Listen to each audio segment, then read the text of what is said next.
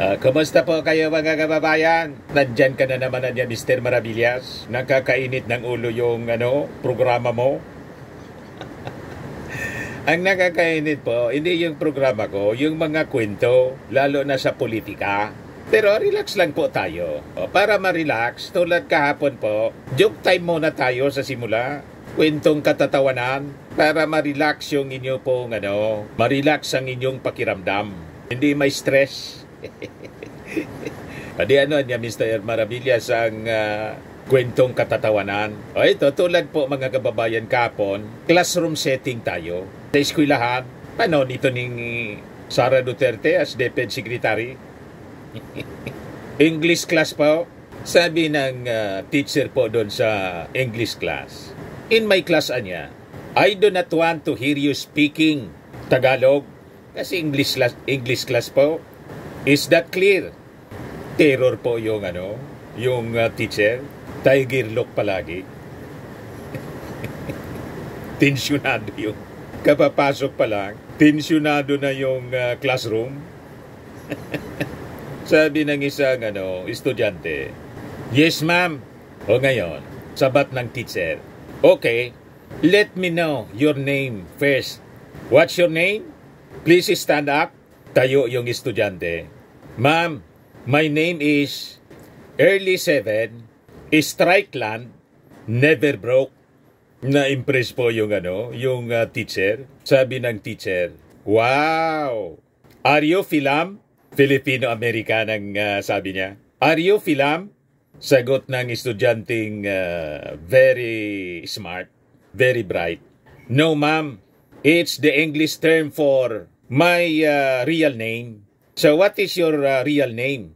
Sabi ng teacher po. Sagot po ng estudyanteng very bright. Agapito Hampaslupa Di Magiba.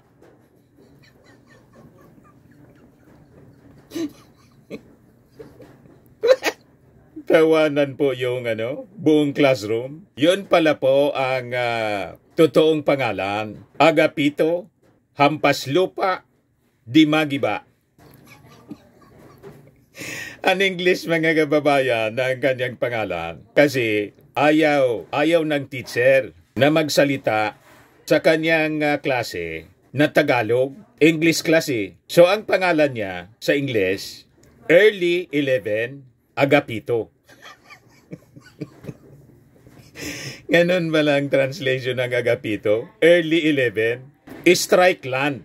Ang Strikeland sa Tagalog, Hampas Lupa.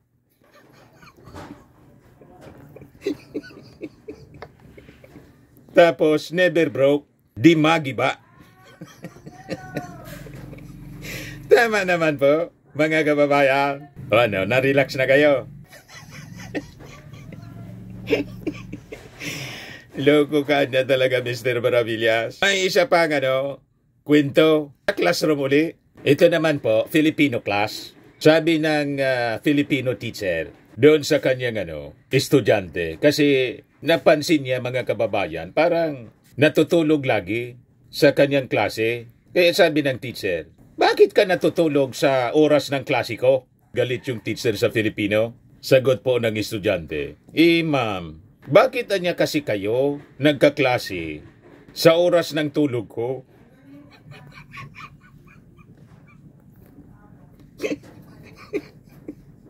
Para niya talaga, Mr. Maravillas. Yun ang natutunan ng mga estudyante kay Sara. Sabi dito sa amin, balagbag ka kung minasimbag, balagbag po kung sumagot. Piloso po, mga kababayan. Uminit yung ulo ng teacher.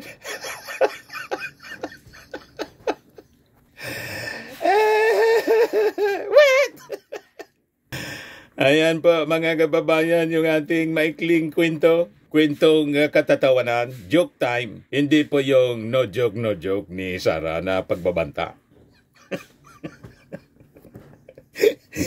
Okay pa? O ngayon, before natin pag-usapan yung mga topics natin ngayon, si Kapo nasa Dumaguete City, yung ating Pangulong Bongbong Marcos, namigay ng mga tulong. Yung dating ginagawa po na bagong Pilipinas Serbisyo Fair, tinutuloy-tuloy lang ng ating Pangulo. Then afterwards, nagsalita siya doon sa Alyansa ng Bagong Pilipinas Proclamation Rally. Binanata na naman po yung PDP Laban. Si Digong, binanata na naman po ng ating Pangulong Bongbong Marcos. But before ko iparinig sa inyo yung speech ng ating Pangulo, sa kayong mga kaganapan doon, at pag-usapan natin, click subscribe muna dito sa ating YouTube channel and hit the notification bell para lagi po kayong updated sa mga kaganapan dito sa ating bansa at para masaya. Share lang po ninyo para naman maka 1 million na tayo na followers. O diba? 119 pa lang kasi po itong isang channel natin. Bago kasi ito po, kung hindi nasira yung unang channel natin, yung Dante Talks, baka mga 300 to 500,000 na tayo na mga followers. Yung isa ko naman na channel, kasi multiple channel tayo, 126,000. Yung Bullseye by Dante Maravillas 2. Kaya kung hindi pa po kayo nakasubscribe, click subscribe po. At share ninyo sa inyong mga kaibigan. Para masaya dito po, lagi lang tayong masaya. Kahit minsan umiinit yung ulo. Yung mga tinatamaan natin. Tinatamaan man lang po, yung mga masasamang loob. O ngayon, ito po yung ating Pangulo. Binakbakan na naman po si Digong. Binalatan yung matanda. Yan sabi ng ating Pangulo. Progress niya, not fear-mongering. Ang solusyon niya ng mga problema ng ating bansa, hindi niya yung pananakot ninyo, pananakot nila, pagbabanta, pananakot. Hindi niya yan ang solusyon sa napakaraming problema ng ating bansa, o di ba? Basag na naman po si Digong. Kaya yung PDP Laban, after na mag kick-off rally doon sa Club Filipino, wala na yatang sumunod na proclamation rally. Wala Inapos na yata ng pundo, durog na yung pugo. Yung sa Manila po, may ni-raid naman po na nag-operate ng pugo. Talagang hindi kayo tatantanan ng ating administrasyon na sabi ng ating Pangulong Bongbong Marcos kahapon, tulad ng mga naunang sinabi, ito niya yung naging pugad ng mga kriminal. You see? Yan ang sabi ng ating Pangulo. Initiatives seeking progress, not threats, would be the solution to the Philippines' problems. Yan yung sabi niya doon sa Negros Oriental. Grabe pong dumalo na mga kababayan natin doon. Kitang-kita yung panalo ng Alyansa ng Bagong Pilipinas. Libo-libo po. Yung PDP Laban, hindi na naulit yung kampanya. Wala A sign of defeat, mga kababayan. Kasi rattle sila yung PDP Laban sa patong-patong na kaso na isinampa ng ating mga authorities laban sa kanila. Doon pa lang sa impeachment po, taranta na si Sara, taranta na si Digong, in-employ na yung pinakang matitinding mga law firm. Para sakluluan si Sara po. Nagpasaklulo sa Supreme Court. Mamaya sa susunod nating video, doon natin i-focus yung ating discussion. Meanwhile, dito muna sa naging speech ng ating Pangulong Bongbong na naging tigri na po. Sabi dito sa report ng Inquirer, in what seems to be his latest swipe against the administration of former President Rodrigo Duterte, Marcos said, during the Alyansa para sa Bagong Pilipinas rally in Dumaguete that improving the government's functions would be key to improving the lives of Filipinos. Tama po. Kaya nga po may slogan tayo na Bagong Pilipinas. At yung Bagong Pilipinas, ma-achieve natin ang Bagong Pilipinas kung bago ang ating mga gagawin, bagong pag-uugali, bagong pananaw. Yan Bagong Pilipinas, transforming minds, transforming lives. Yung pananaw mga kababayan, paninindigan, paniniwala ng ating Pangulo, ng ating administrasyon po, biblical. Pag hindi po tayo nagbago, walang mangyayari sa ating buhay. And in fact, sabi sa Bible, kahit yung pagpasok sa langit po, renewal of our mind, of ourselves, be born again. Ang Bagong Pilipinas po, parang yung pagiging born again, dapat bagong tao ka. Hindi yung lumang pagkatao na masasama ang ginagawa. tulad ng previous administration, lahat kasamaan po. Kaya nga ang description ng ating Pangulo dito sa grupo ni Digong, Team Lagim, Team Kadiliman. O di ba? Kasi po, ang mga followers ni Digong at si Digong mismo, ang pinopromote po, violence, lahat pagbabanta, pati yung mga senador, ginok yung pagpatay, pinsi yung patayin natin anya, Bombay na lang natin para mabakante. Imagine that. That is the old mindset mga kababayan. Normalizing violence. Kaya sabi ng ating Pangulo, hindi niya yan makakatulong. Hindi pwede yung pananakot. Hindi pwede yung fear-mongering. Ang kailangan natin pagkakaisa para magtulong-tulong tayo, paunlarin ang ating bansa. Di ba napakaganda ng mensahe ng ating Pangulo? Kaya sabi niya po doon sa kanyang speech, My fellow Filipinos, our direction is clear. Our direction is to improve the state of the Philippines and not to oppress people. Progress, not fear-mongering, is the solution. What we should do is to make our government run more efficiently. Yan po ang leader na matino. Sabi ng ating Pangulo, alliance candidates are with us in upholding the interest and welfare of every Filipino. We will fight for our sovereignty and our rights through diplomacy and with our dignity maintained. Yan ang nakaka-inspire mga kababayan na pananalita ng isang leader. Hindi yung kada bes na lang ang marinig mo pagbabanta, pagmumura, pagbabanta, masasamang salita. Diba? O kaya nga po, as a consequence ng kanilang mga masasamang gawain, patong-patong na problema. O si Sara tumakbo na sa Supreme Court, taranta na po. Kasi pag natuloy yung impeachment po, impeachment trial, gusto niyang ipa-stop, malabo po na paboran sila ng Supreme Court. Kasi yung sole authority, sole power po to hold impeachment trial, nasa Senado po siya, wala sa Supreme Court. Yung sinasabi nilang defective, yung impeachment complaint, sabi nga natin mga kababayan, ang defective po, yung pag-iisip ng mag-ama. Kasi kung hindi po defective yung pag-iisip nila, hindi sana ito nangyari sa kanila. Tama po? Kaya lang, ayaw man nila makinig sa atin. O di, what you sow, you reap. Di ba? Kung anong tinanim mo, yun ang inyong aanihin. Nagtanim ka ng hangin, bagyo ang inyong aanihin. Yan ang sabi sa Bible po. You sow a wind, or you sow the wind, you reap the whirlwind. Ganun lang po. That's normal. Pero hindi pa nila mga kababayan nare-realize. Ipinagpapatuloy pa rin nila. Kasi nga, namihasa, nasanay sila sa ganyang mga gawain. Sabi nga natin dito sa Bicol, daing pangpang na dainin kampang. So nakakuha ng katapat, minaliit nila yung kakayahan ng mga Marcoses, lalo ng ating Pangulong Bongbong Marcos, minamaliit nila. O ito na ngayon, taranta sila mga kababayan. And in fact, yung impeachment case, impeachment complaints, sabi ni Sara, unbothered daw siya. May unbothered ba? Ganyan yung reaksyon. Tumakbo na mga kababayan sa Supreme Court. Yung kanyang mga abogado, yung nauna yung grupo ni Torion, tapos siya na mismo. You see?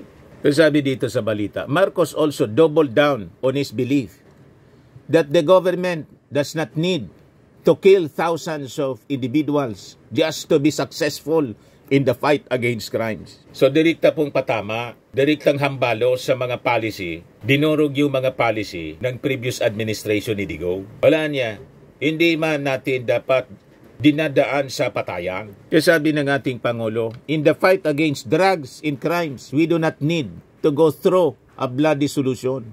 We do not believe that we need to kill thousands of Filipinos just to solve this problem. There is a proper way to ensure peace in our country. Palakpakan po yung mga supporters ng ating Pangulo sa Dumaguete City. Na una, nag-distribute muna po ng mga tulong yung ating Pangulo para hindi masayang yung kanyang biyahe. To ensure order, we need to craft good laws, sabi niya. Ensure effective implementation and support our police officers and most especially our local officials. Kaya po, suportado ng mga local officials, yung mga kandidato po ng Alyansa ng Bagong Pilipinas. Kaya malamang sa malamang, pag palapit ng palapit po yung eleksyon, makikita na natin baka nga mag 12-0 po. Laging kasama yung ating Pangulo sa kampanya. Dinudumog po ng napakaraming tao. So yung mensahe for unity and peace ng ating Pangulo makakaabot po sa grassroots level, mismo direkta sa ating mga mamamayan. Mga botante po sila. Pakinggan natin yung parte ng speech ng ating Pangulong Bongbong Marcos. Mga kababayan, malinaw ang direksyon natin. Ang direksyon natin ay ang mapaunlad ang Pilipinas, hindi mang-aapi. Pag-unlad, hindi takot ang solusyon. Ang solusyon ay ang dapat pagandahin ang ating patakbo ng ating pamahalaan.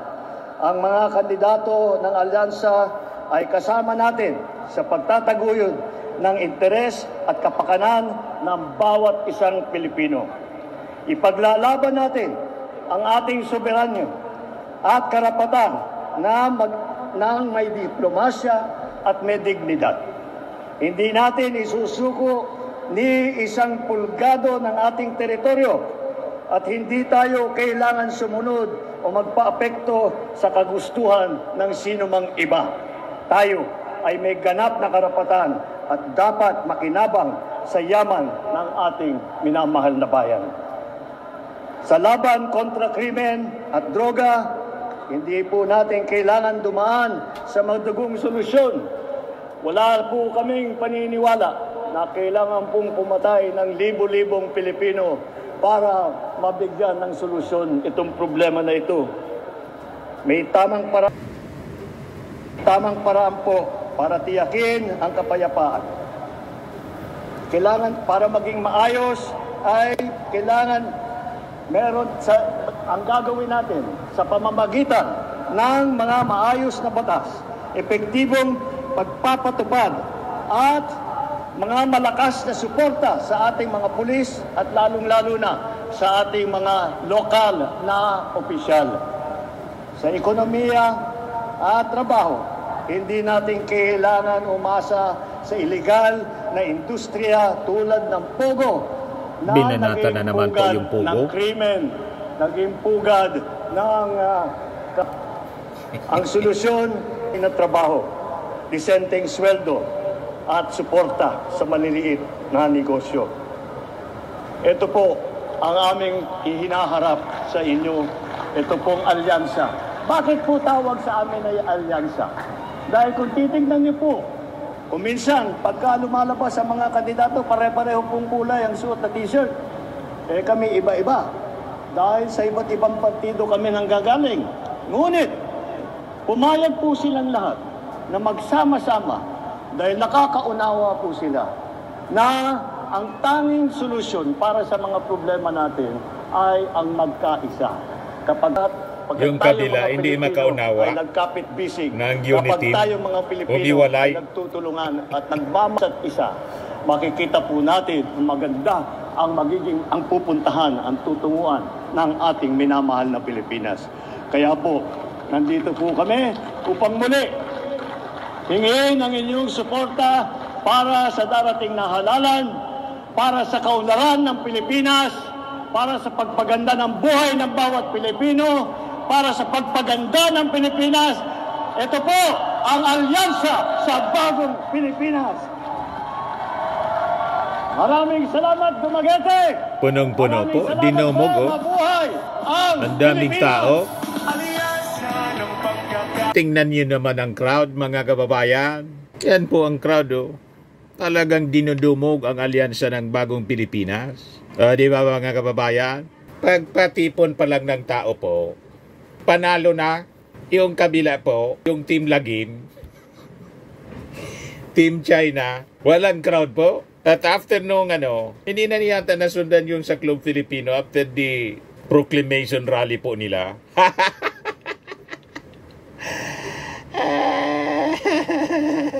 Wala man kasi pong crowd at malamang walang pundo. Yung tubo mga kababayan, nasara yung tubo. You see?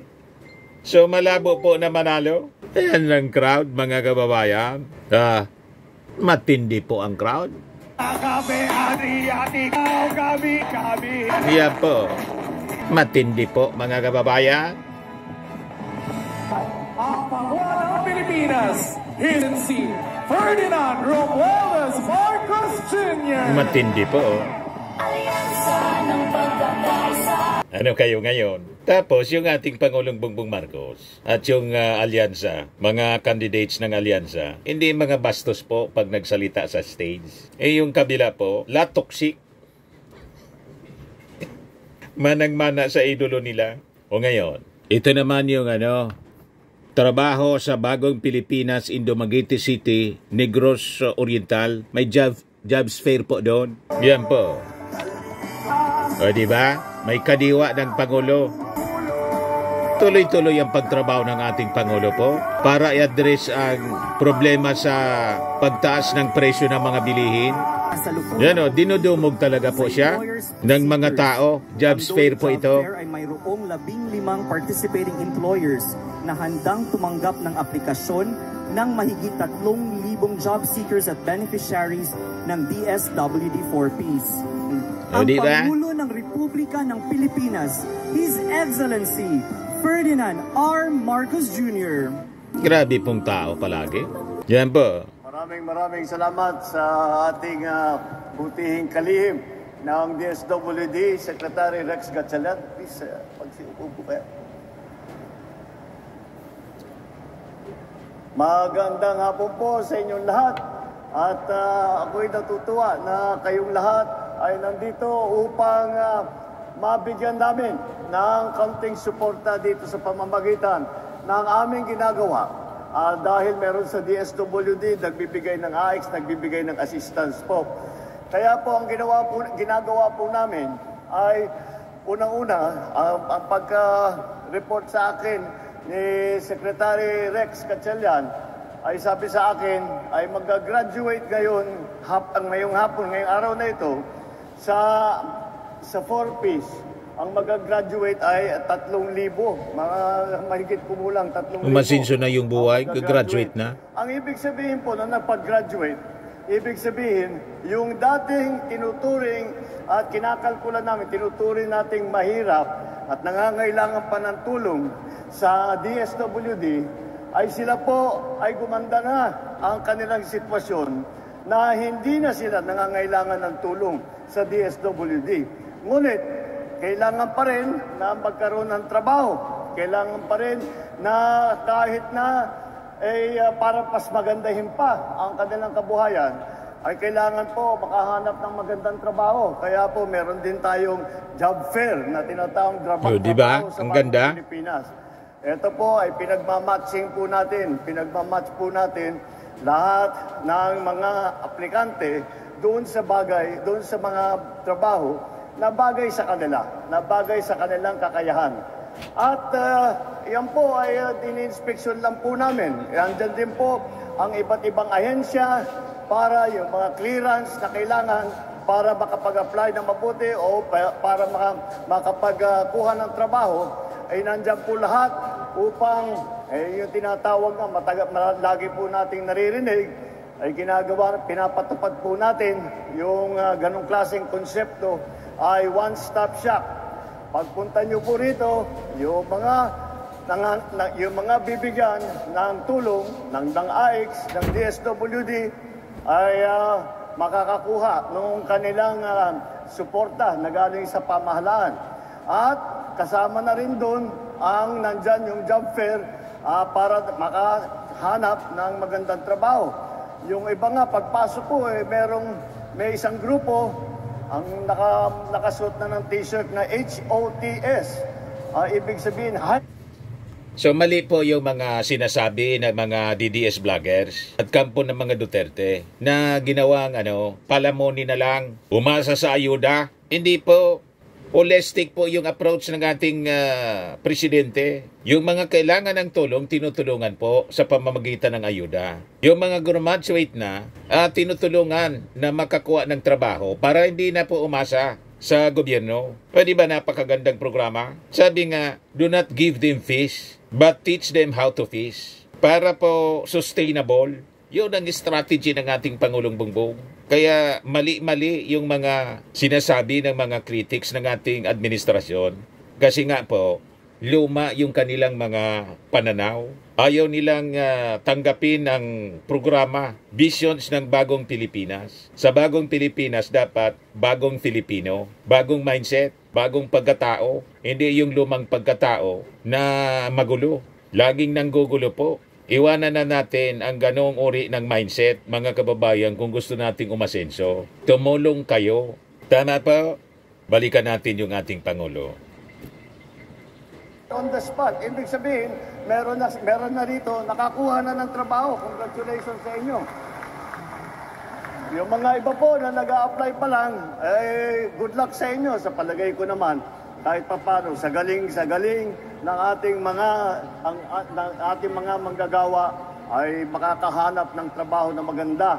At tuloy-tuloy po ang aming binibigay na pagtulong sa lahat ng taong bayan upang alam naman po natin na kung minsan nakikita po natin, maliwanag naman, na yung iba sa ating mga kababayan ay hanggang ngayon ay nangangailangan pa rin ng tulong. Kaya po kami nandito upang ipagpatuloy ang ibinibigay ng DSWD at tuloy-tuloy ang aming tulong na gumawa ng paraan upang yung mga naghahanap ng trabaho ay makausap po nila ang mga employer para naman mabigyan ng trabaho ang mga ibang naghahanap ng mas magandang trabaho doon sa kanilang ginagawa ngayon. At bukod pa ron, meron po tayong kadiwa sa labas kung saan nakakapagbigay po tayo ng mga iba't ibang produkto. Meron dyan pagkain, meron dyan yung ibang produkto galing po sa pamahalaan. Yung mga bigas, yung mga gulay, dito po galing.